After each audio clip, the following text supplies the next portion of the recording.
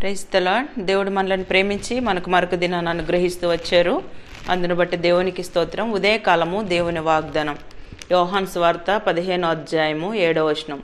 మీకేది ఇష్టమో అడుగుడి, అది మీకు అనుగ్రహింపబడును. సో దేవుడు మనల్ని ప్రేమించి దినమంతటి కొరకై ఈ శ్రేష్టమైన ప్రశస్తమైన వాగ్దానాన్ని మనకు అనుగ్రహిస్తూ వచ్చారు. మీకేది ఇష్టమో అడుగుడి, అది మీకు అనుగ్రహింపబడును. అంటే దేవునికి ఇష్టమైనది మనము మన జీవితంలో మనకిష్టమైనది మనకు అనుగ్రహింపబడాలంటే దేవుని యొక్క వాక్యంలో రాయబడుతూ వచ్చిందనమాట. నా యందు నిలిచియుండుడి, మీ యందు నేనును నిలిచియుందును. సో నా యందు మీరును, మీ యందు నా మాటలను నిలిచియుండిన ఎడల మీకేది ఇష్టమో అడుగుడి, అది మీకు అనుగ్రహింపబడను. ఈ అధ్యాయంలో దాదాపుగా 2-3 టైమ్స్ ఆ మాట రాయబడుతూ వచ్చింది. దేవుని యందు మనం ఎప్పుడైతే నిలిచి ఉంటామో సో అప్పుడు దేవుడు మనలో నిలిచి ఉంటాడు. మన ద్వారా దేవుడు గొప్ప కార్యాలు జరిగించేవారుగా ఉంటారనమాట. అంటే దేవుని యొక్క మాట మన హృదయంలో నిలుస్తూ వచ్చినప్పుడు, ఆ మాటల ప్రకారము మనం జీవిస్తూ వచ్చినప్పుడు సో మనకిష్టమైనది దేవుడు మనకి అనుగ్రహించేవారుగా ఉంటారు. ఎప్పుడైతే సో మనకిష్టమైనది కావాలనుకుంటాం, దేవుని ఇష్ట ప్రకారం మన జీవితంలో చేయనప్పుడు దేవుడు మన ద్వారా కూడా గొప్ప కార్యాలు చేయలేరు. ఉదయకాలం అందుకే దేవుడు మనకు వాగ్దానం చేస్తున్నారు, మీకు ఏది ఇష్టమో అడుగుడి, అది మీకు అనుగ్రహింపబడును. ఎప్పుడంటే దేవుని యందు మనం నిలిచి ఉండి మనకిష్టమైన వాటిని అడుగుతూ వచ్చినప్పుడు దేవుడు మనకి అనుగ్రహించేవారుగా ఉంటారు. యోహాను సువార్త 16వ అధ్యాయము 24వ వచనం చదివినట్లయితే, ఇది వరకు మీరేమియూ నా పేరట అడగలేదు, మీ సంతోషం పరిపూర్ణమగునట్లు అడుగుడి, మీకు దొరుకును. సో ఇది వరకు మీరేమియూ నా పేరట అడగలేదు అంటే మనము ఒకవేళ అడుగుచున్నా కూడా దేవుణ్ణి మనము ఏ విషయాలతో అడుగుతామో కూడా దేవుని యొక్క వాక్యంలో రాయబడింది. కొన్నిసార్లు మనం దురుద్దేశంతో మన స్వంత ఆశయాలు నెరవేర్చుకోవటానికి మనం అడుగుతూ వచ్చినప్పుడు దేవుడు మన జీవితంలో తన కార్యాలు చేయలేరు. దేవుని చిత్తమెరిగి అంటే ఆయన యొక్క ఆలోచనలు మనం గ్రహించి ఆ ప్రకారం మన జీవితంలో మనం అడుగుతూ వచ్చినప్పుడు దేవుడు ఖచ్చితంగా మన సంతోషం పరిపూర్ణమగునట్లుగా దేవుడు మనకు అనుగ్రహిస్తారు.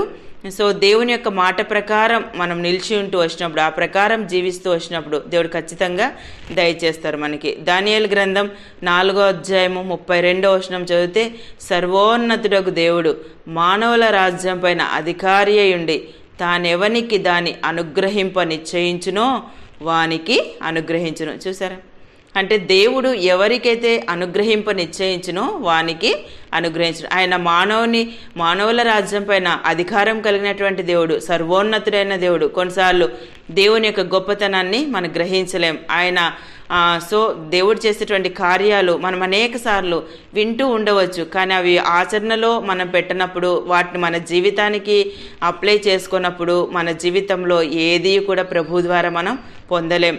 సో దేవుణ్ణి ఎప్పుడైతే మనము అంటే దేవుని యొక్క వాక్య ప్రకారం మనం జీవించడానికి ఇష్టపడతామో, వాక్యాన్ని మన జీవితంలో అంటే మన జీవితానికి అన్వయించుకొని ముందుకు దాన్ని ఎలాగైతే సో దేవుడు చెయ్యగలడు అన్న దృఢమైన విశ్వాసంతో మనం ముందుకు వెళ్తామో సో దేవుడు మన ద్వారా గొప్ప కార్యాలు జరిగిస్తారు. ఇంకా నీవు అడగకుండానే, అందుకే రాయబడింది, మీకేది ఇష్టమో అడుగుడు, అది మీకు అనుగ్రహింపబడును. ఇది వరకు మీరేమియో నా పేరట అడగలేదు, సో మీ సంతోషం పరిపూర్ణమైనట్లు అడుగుడి, మీకు దొరుకును. అంటే దేవుని యందు మనం నిలిచి అడుగుతూ వచ్చినప్పుడు దేవుడు గొప్ప కార్యాలు చేస్తారు. ఇక్కడ దానియేలు గ్రంథంలో చదివిన రీతిగా మన దేవుడు సర్వోన్నతుడైన దేవుడు, ఆయన మానవుల రాజ్యం పైన అధికారం కలిగిన దేవుడు. తాను ఎవరికి దాన్ని అనుగ్రహింప నిశ్చయించునో వానికి అనుగ్రహిస్తాడు. అంటే తాను ఎవరికి దాన్ని అనుగ్రహింప నిశ్చయించును అంటే ఆ ప్రకారం ఎవరైతే చేయగలరో అలాంటి వారు దేవుని ద్వారా సో పొందగలరు అనమాట. ఉదయకాలం దేవుడు మనకు అనుగ్రహించిన ప్రశస్తమైన వాగ్దానం. అన్ని పరిస్థితుల్లో మనం కొన్నిసార్లు ఆశిస్తూ ఉంటాం కానీ పొందలేకపోతాం. సో మనం ఏ ఉద్దేశంతో అడుగుతున్నామో మనం గ్రహిస్తూ రావాలి. ఆయన మానవుల రాజ్యం పైన అధికారం కలిగినటువంటి దేవుడు. మన జీవితంలో మనకి ఏది ఇష్టమో, ఏది అవసరమో, ఎప్పుడు ఏ సమయంలో అనుగ్రహించాలో ఆయన ఎరిగినటువంటి దేవుడు. ఆయన తప్పకుండా మనం అడిగి వాటన్నిటికంటే అధికంగా మన జీవితాల్లో ఆయన చేసేటువంటి దేవుడు అనమాట. అలాంటి దేవుని మనం కలిగి ఉన్నాం ఉదయకాలం. సో ఇలాంటి దేవుని కలిగి ఉండి, సర్వోన్నతుడైన దేవుని కలిగి ఉండి, సో మానవుల రాజ్యం పైన అధికారం కలిగిన దేవుని కలిగి ఉండి కొన్నిసార్లు నా జీవితంలో ఏమీ పొందలేనని సో దేవుని నువ్వు అనుమానిస్తున్నావా? దేవుని యొక్క కార్యాలను గూర్చి నువ్వు చింతిస్తున్నావా? నా జీవితంలో నేను ప్రార్థన చేస్తున్నాను కానీ పొందలేకపోతున్నానని. సో మన దేవుడు తాను ఎవరికి అనుగ్రహింప నిశ్చయించునో వానికి తప్పకుండా దయచేసేటువంటి దేవుడు అనమాట. సో దేవుని చిత్తాన్ని ఎరిగి ఆయన ఆలోచన ప్రకారం మనం అడుగుతూ వచ్చినప్పుడు మన జీవితంలో మనకు అవసరమైన వాటన్నిటినీ మనం పొందుతాం. సో ఉదయకాలం దేవుడు అనుగ్రహించిన ప్రశస్తమైన వాగ్దానం మన జీవితానికి మనం అన్వయించుకొని ముందు కొనసాగినట్లు ప్రభు మనందరికీ సహాయం చేయనుగాక. ప్రార్థన చేసుకుందాం. ప్రియమైన తండ్రి, మీకు వందనాలు యేసయ్యా.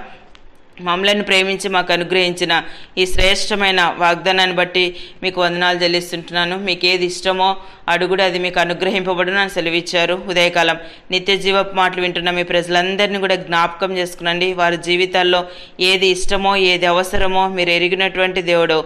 మీ యొక్క ప్రజల అవసరతను మీరు తీర్చి అన్ని విధాలా సహాయపడుతూ రావాల్సిందిగా కోరుతూ యేసు ప్రభు నామమున ప్రార్థిస్తున్నాను తండ్రి. ఆమెన్.